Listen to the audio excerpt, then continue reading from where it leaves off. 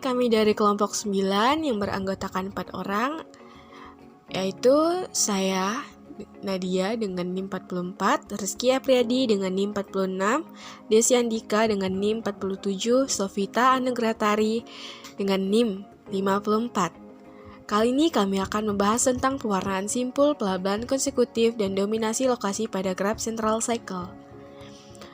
Pewarnaan simpul merupakan pewarnaan pada suatu graf adalah pemberian warna terhadap simpul, sedemikian sehingga dua simpul atau lebih yang bertetanggaan harus mempunyai warna yang berbeda. Sedangkan pelabelan konsekutif merupakan pelabelan konsekutif graf G merupakan fungsi bijektif dari VG gabung EG ke himpunan bilangan bulat positif 1, 2, P plus 1, P plus 2, hingga P plus Q. Sehingga label sisi E sama dengan U kalikan V. Merupakan harga mutlak dari selisih label dua titik dari sisi E, yaitu FE sama dengan F dikalikan UV sama dengan mutlak FU dikurang FV. Selanjutnya, dominasi lokasi adalah himpunan dominasi graf G dengan syarat untuk setiap U, V elemen dari VD dengan U tidak sama dengan V berlaku NU irisan D tidak sama dengan himpunan kosong. Yang pertama yaitu contoh untuk pewarnaan simpul pada graf central cycle. Seperti yang sudah didefinisikan bahwa pewarnaan simpul pada suatu graf adalah pemberian warna terhadap simpul, sedemikian sehingga dua simpul atau lebih yang bertetanggaan harus mempunyai warna yang berbeda. Sehingga, dari contoh graf central cycle pada C5, didapat bahwa bilangan kromatik pada C5 di graf central cycle sebanyak 3 warna, yaitu merah, kuning, dan biru. Untuk lebih jelasnya, mari kita lihat contoh pengaplikasian pada pewarnaan titik simpul. Seorang penjaga konter baby sister mendapatkan titipan sebanyak 7 anak, diantaranya A, B, C, hingga G. Nah, jadwal penitipan ini dapat dilihat pada tabel, di mana pukul yang tersedia adalah pukul 7, 8, 9, 10, 11, hingga 12. Untuk anak A, ia selalu masuk pada setiap waktunya, sedangkan anak pada B hanya masuk pukul 8. Untuk anak C masuk pada pukul 8, 9, 10 hingga anak-anak yang lainnya.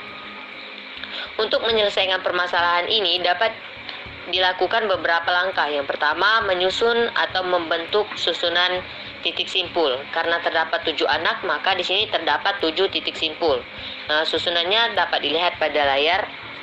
Nah, langkah kedua yang kita lakukan ialah menentukan sisi-sisi dengan mengikuti susunan jadwal yang terdapat pada tabel, di mana anak-anak A, B, C hingga G ini akan bertemu pada pukul-pukul yang telah disediakan. Setelah membentuk sisi, ini kan contohnya seperti pukul 7 pada anak A, ia bertemu dengan anak D yang masuk juga pada pukul 7 dan anak E masuk pada pukul 7. Nah, maka kita beri cabang dari titik simpul A menuju titik simpul D dan juga E, dan seterusnya.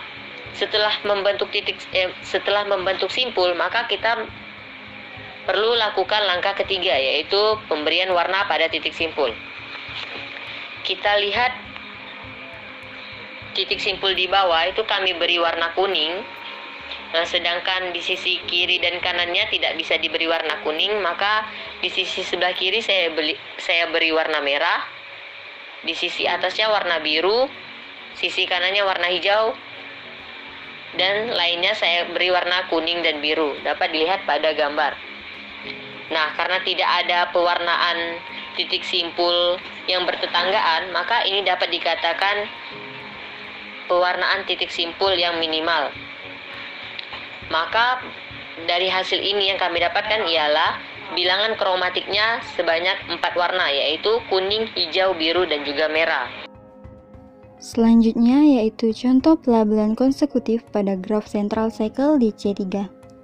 Dapat dilihat dari graf central cycle ini terdapat 6 simpul dan 6 sisi, sehingga diperoleh Label sisi yang bernilai 7 merupakan nilai mutlak dari selisih label 2 titik yang bernilai 12 dan 5, yang dihubungkan oleh sisi yang bernilai 7. Dan untuk label sisi yang bernilai 3 merupakan nilai mutlak dari selisih label 2 titik yang bernilai 5 dan 8, yang dihubungkan oleh sisi yang bernilai 5, dan seterusnya hingga pelabelan terpenuhi. Maka, pada graf central cycle di C3 dapat dilakukan pelabelan konsekutif, sedangkan untuk C lebih dari 3 setelah kami uji tidak bisa menggunakan pelabelan konsekutif dikarenakan, menurut pengamatan kami, derajat pada graf di C lebih dari 3 terlalu banyak, sehingga tidak bisa dilakukan pelabelan konsekutif. Nah, selanjutnya adalah dominasi lokasi. Dominasi lokasi adalah himpunan dominasi graf G dengan syarat untuk setiap UV elemen dari simpul V ke D dengan U tidak sama dengan V berlaku NU, irisan D tidak sama dengan himpunan kosong. Contoh himpunan dominasi lokasi pada graf central cycle di C5 bisa dilihat dari gambar yang ditampilkan. Pada graf central di cycle di C5 diperoleh bilangan dominasi lokasinya, yaitu titik A, B, C, dan G. Mengapa? Dikarenakan irisannya tidak sama dengan himpunan kosong, yaitu pada simpul FA, EG, IB, KAB, HBC, JC, dan DAG. Kesimpulan dari graf yang kita bahas kali ini yaitu pewarnaan titik simpul ini dapat digunakan dalam pengaplikasian atau penyelesaian masalah dalam bidang salah satunya pembuatan jadwal atau scheduling. Kedua, pelabelan konsekutif dapat dilakukan ketika derajat yang tidak berlaku banyak.